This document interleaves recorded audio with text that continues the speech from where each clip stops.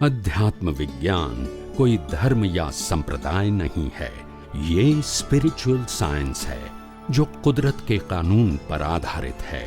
ये विज्ञान पूरे ब्रह्मांड के सभी रहस्यों को उजागर करता है और जीवन के सभी पहलुओं को समझने के लिए एक नई दृष्टि देता है। इसी को आर्ट ऑफ विजन कहते हैं, दुनिया को देखने की एक नई दृष्टि, जो अध्यात्म विज्ञानी परम पूज्य स्वामी श्री कमलेशानंद जी के निर्देशन में सनातन सत्य का अनुसंधान कर हमारे जीवन को प्रकाशित करे। जय सच्चिदानंद। ઋષભદેવ ભગવાન એટલે તીર્થંકર ભગવાનની વાત કરું છું, અને તે પછી પણ બીજા 23 થઈ ગયા, બોલતા નથી। બીજા કેવળ જ્ઞાનીઓ કેટલા થઈ ગયા એની વાત નથી કરતો। આટલી બધી પ્રોસેસ માંથી પસાર થયા પછી આજે એમને કીધું કે મને આ વ્યવસ્થિત શક્તિનું જ્ઞાન ખુલ્લું થયું। After past the so many birth and year, start from the Rushabdev Bhagwan. They meet Rushabdev Bhagwan. Yes or no? આટલી પ્રોસેસ પછી 10 લાખ વર્ષ એમના જો પૂછો, આજે એમને આ વિજ્ઞાન પ્રગટ થયું ને મહાત્મા એમ કહેતા કે અમને તો 1 કલાકમાં થઈ ગયું। દાદા ભગવાન કાચા ને અમે પાવરફુલ, બોલતા નથી, જો હશે છે બધા। એમને 10 લાખ થયા, અમે તો 1 કલાકમાં આમ થઈ ગયું। એવું હોત તો એમને નામ થઈ જાય। પણ તમને સાયન્સ સમજાયું છે ક્યાં? તમે તો શબ્દને ગોખી નાખ્યો છે। સાયન્સ સમજાયું હોય તો ક્રિયાને પુરુષાર્થ કે વિચાર તો કરો।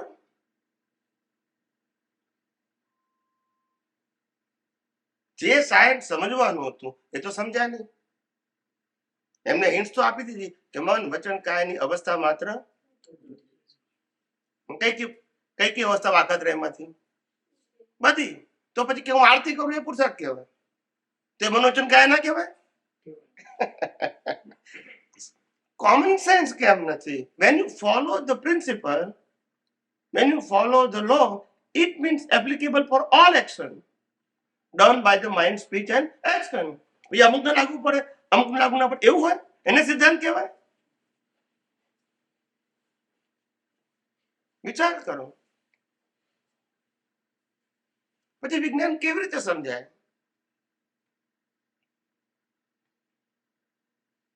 ત્યારે કવિરાજે ગાયું, સમજી શકે વિજ્ઞાન તેવા લોક પડ્યા કામોમાં। જે વિજ્ઞાન સમજી શકતા હતા એ બધા કામમાં પડી ગયા, નામના કીર્તિ ને પ્રતિષ્ઠા ને પૈસા માટે। જે થિંકર હતા તે, અને અમને કેવા ભેગા થયા કે છે, ફૂટી બધા મન ઉપજે પૂતગલ વિષય મૂળ વિભ્રાંતના। 5 ઇન્દ્રિયના વિષયોમાં ડૂબેલા અમને ભેગા થયા। સમજી શકે એવા આયા ને કેવા આયા? 5 ઇન્દ્રિયના વિષયોમાં। હવે શું કરીએ?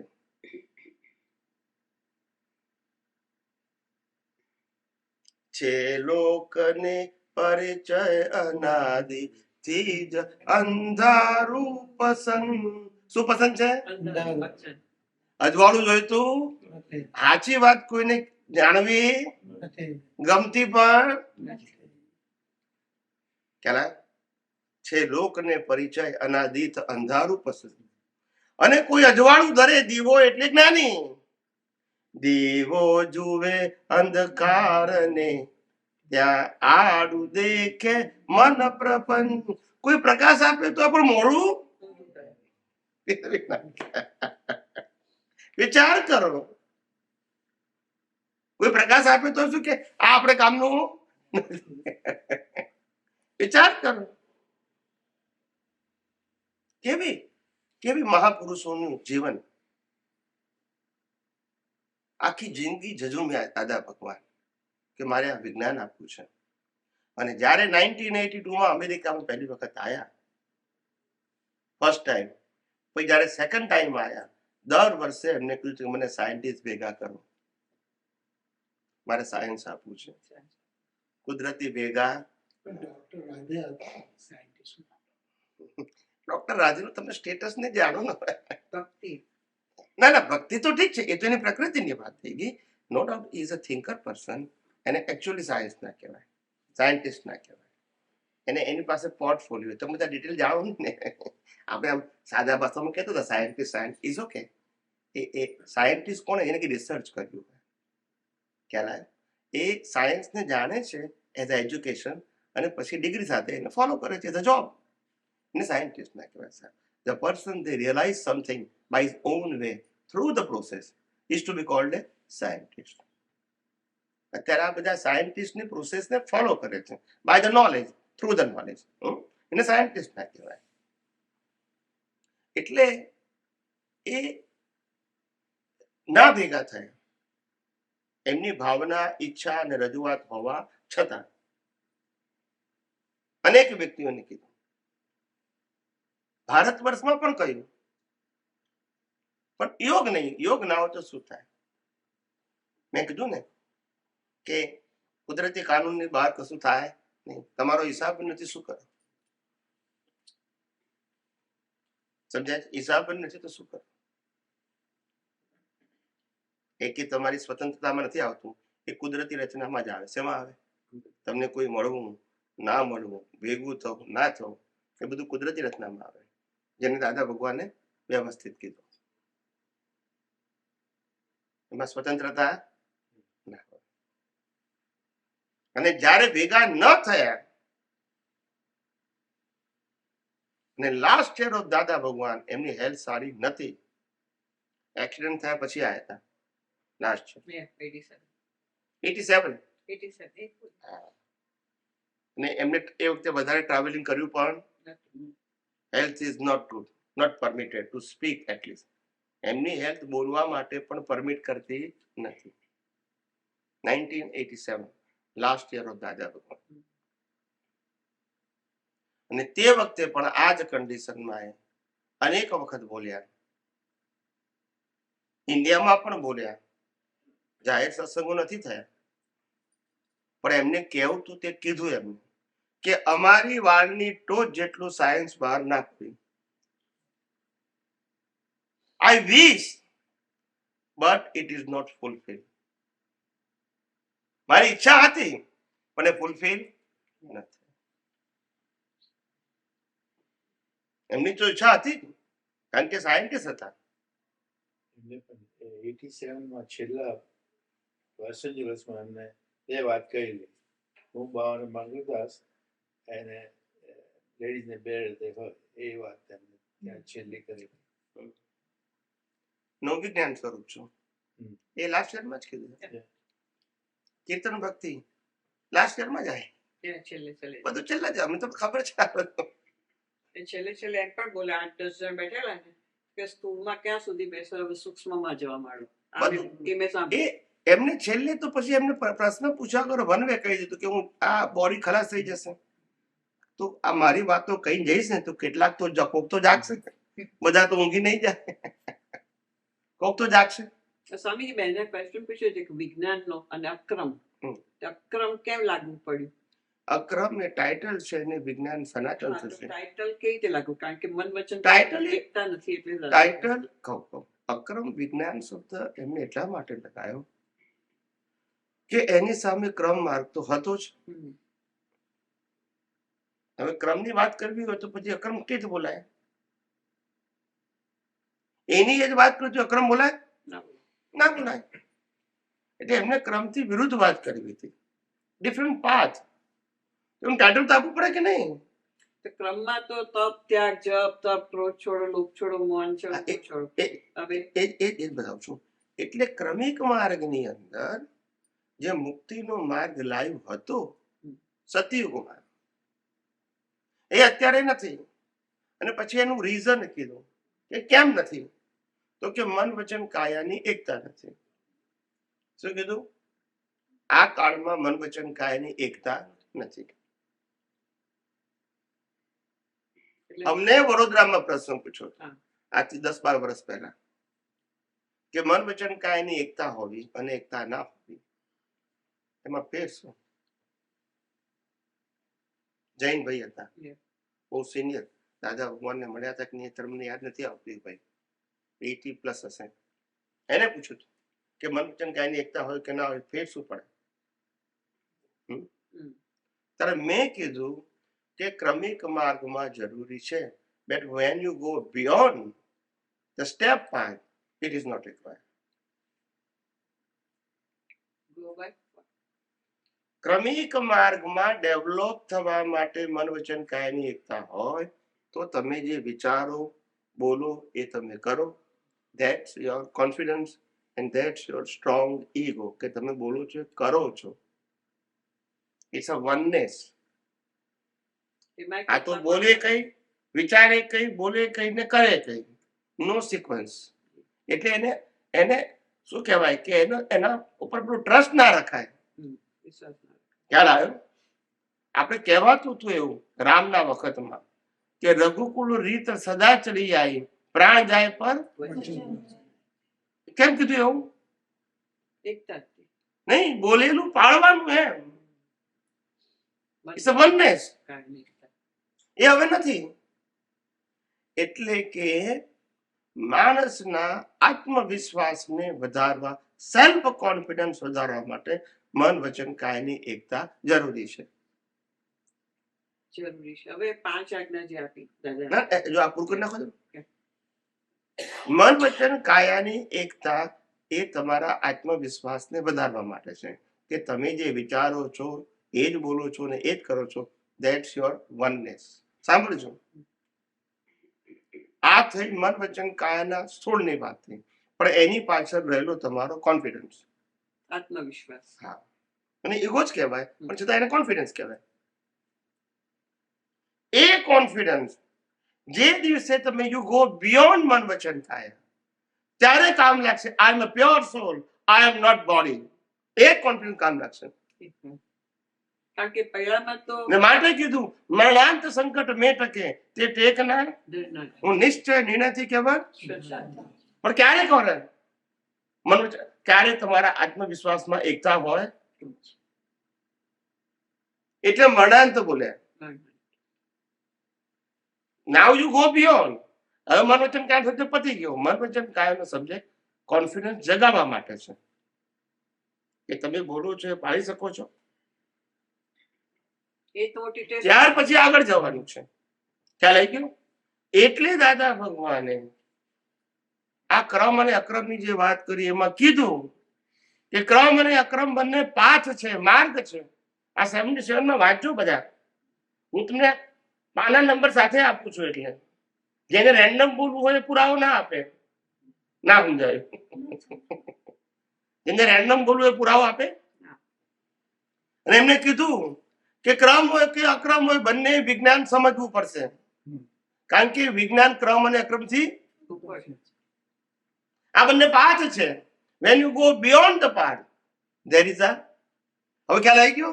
આ મન વચન કાયાની એકતાની બિયોન્ડ સાયન્સ છે બિયોન્ડ ઉપર. ને અક્રમની બિયોન્ડ સાયન્સ છે. અને માટે દાદા ભગવાને કીધું અમારું જ્ઞાન લીધું હશે, આજ્ઞા ધર્મ પાડતું હશે, સત્સાધન ફોલો કરવું હશે તો પણ વિજ્ઞાન સમજવું પડશે અને ચોકડ. મરણાંત સંકટ એટલે કમ્પ્લીટ દેહાધ્યાસ છૂટે. આ એટલે જ કીધું ને પછી હું દેહ છું જ નહીં તો પછી ત્યાર પછી ઓધવું ના પડે કે ઇન્ડિયા જાઓ કે અહીંયા જાઓ. ના, એ તો સવાલ જ નથી. વ્યવહાર રાખો. એટલા માટે કેટલું સુંદર વિજ્ઞાન. એક્ઝેક્ટનેસ. એમને કહ્યું કે છેવટે આ સ્થૂળ દાદા છોડવા પડશે. શું સ્થૂળ દાદા છોડશો તો સાયન્સ સમજાશે. આ તો હેલ્પફુલ હતા. શું હતા? અલ્ટિમેટ નતા. ના સમજાય. કારણ કે કેપેસિટી નહોતી બધાને. સમજાય છે? પણ સપોર્ટનો રોલ, સપોર્ટિંગનો રોલ હતો. અને દાદા ભગવાનને આપણા એક મહાત્મા જસુભાઈ વકીલ, જેની ઓડિયો તમે સાંભળી હશે દાદા ભગવાનની જસુભાઈના સંવાદની 3 કે 4 મિનિટની આવી હતી આપણે ઓડિયો. ઓડિયો. જસુભાઈ દાદાના ફોટો જ હતો, ખાલી વિડીયો નતો પણ ફોટો હતો અને ઓડિયો હતી. હમણાં જ આપણે મહિના પહેલા, 1.5 મહિના પહેલા એ મૂકી હતી. ત્યારે દાદા ભગવાનને જસુભાઈ વકીલ પૂછે છે કે દાદા આપનું આયુષ્ય તો પરમેનન્ટ નથી, પણ શ્રીમદ રાજચંદ્રની અંદર એમના ગયા પછી એમને ના પાડવા છતાંય એમની ફોટો અને મૂર્તિ મુકાય છે, અને પાછી એમના અનુયાયીઓની પણ મુકાય છે. એવું એમનામાં બન્યું એવું આપણામાં તો નહીં બને ને. બોલતા નથી. આ દાદા ભગવાનને જસુભાઈ વકીલ પૂછે છે, જસુભાઈ વકીલના અવાજમાં ને દાદા ભગવાનના જવાબના અવાજનો ઓડિયો છે, એને વિડીયો તો છે જ. ક્યાં લાયો? આ તો હમણાં કોઈ કે મૂક્યો તો, મહિનો દોઢ મહિનો આ તો હશે, મેં હમણાં સાંભળ્યું. તે દાદા ભગવાને કીધું એ તો આ કરનારા તો કરવાના છે. સાંભળો મારી વાત, કરનારા તો કરવાના જ, પણ કોઈ ક્રાંતિકારી પાકશે ને. શું કે છે? ક્રાંતિકારી પાકશે ને કે આની શું જરૂર છે? પછી દાદાએ શું કીધું? હું એ જ કહું છું કે આની કઈ જરૂર છે? આપણે તો અમૃતની વાત કરીએ છીએ, અમૃતની અનુભૂતિ કરવાની છે, મૂર્તિ કે ફોટાની. આ બધું એમને કીધું છે. એવું કીધું કે છેવટે અમને છોડવા પડશે. હા, એટલે સમજ્યા નહીં. એટલી બધી ભ્રાંતિ છે, એટલું બધું કન્ફ્યુઝન છે. એટલે પછી હું કેટલીક વખત વ્યક્તિ વિશેષના જવાબ ટાળું છું કે my mission is not to compare with the person and science. Science is universal truth. It's not compared with any person. Like a Lord Rama, Krishna and Mahavira. Comparison ના થાય. વ્યક્તિ વિશે તો પ્રશ્ન આવવો જોઈએ નહીં. It's a universal truth law. એ વ્યક્તિને આધારે નથી. સમજી ગયા? હા, એટલે વ્યક્તિને આધારે પ્રશ્ન પૂછાય છે, પછી હું ટાળી નાખું છું. હું તમને કહું કે નામ સિવાય મને પ્રશ્ન પૂછો, કારણ કે મારે સનાતન સાથે કહેવું છે, અને તમે નામથી બોલો છો લોકો શું લાગે છે કે આ વ્યક્તિની વાતને જ અમે જવાબ આપ્યો. હું એને જવાબ નથી આપતો. તમે વ્યક્તિગત પ્રશ્ન પૂછો તો હું શું કરું? તમે મને એમ પૂછો કે ભાઈ મોક્ષે જવા માટે મંદિર સંસ્થા બંધાવવી જરૂર છે, તો કોઈ જરૂર નથી. પણ તમે દાદા ભગવાન બંધાયા છે જરૂર છે, તમે શું થઈ જાય? પછી જવાબ કેવો થઈ જાય કે હું એમના માટે, એવું થાય ને. પણ હું તો સનાતન કહું છું કે મંદિર અને સંસ્થા, શિષ્ય, વરઘોડા, મંદિર, મંત્ર, આ બધું ધાર્મિક સત્ય છે. એને સનાતન સત્ય સાથે લેવાની વાત નથી. પછી બધા ધર્મની વાત આવે, પછી વ્યક્તિ વિશેષનો પ્રશ્ન નથી. પણ તમે પ્રશ્ન વ્યક્તિ વિશેષ પૂછો તો હું શું કરું? એટલે ઘણી વખત ટાળું છું. મારું કામ કોઈ વ્યક્તિને આધારે સાયન્સ કહેવાનું નથી. સાયન્સ જે કુદરતનું છે એ જ હું કહું છું. સાયન્સ મારું પણ નથી. ભારત વર્ષમાં પહેલી વખત એવું બન્યું છે કે સાયન્ટિસ્ટે સાયન્સ કહેવાની બધાને પરમિશન આપી. ધર્મમાં ના હોય, બોલતા નથી. યસ કે નો? ધર્મમાં તમે કહી શકો? બધા ગીતા સમજાઈ શકે? બધા વેદાંત સમજાઈ શકે? એવો પ્રશ્ન હતો ને કે 1 લાખ માણસો સાંભળશે તો એમાંથી એક, એ શું હતું મને? એટલે જ્ઞાની પુરુષ એવું કીધું કે આ કાળના લોકોની જે કેપેસિટી જે છે, આધ્યાત્મિક ડેવલપમેન્ટની કેપેસિટી, એ ન હોવાથી પછી એમને આ ગ્રેડેશન પાડ્યા.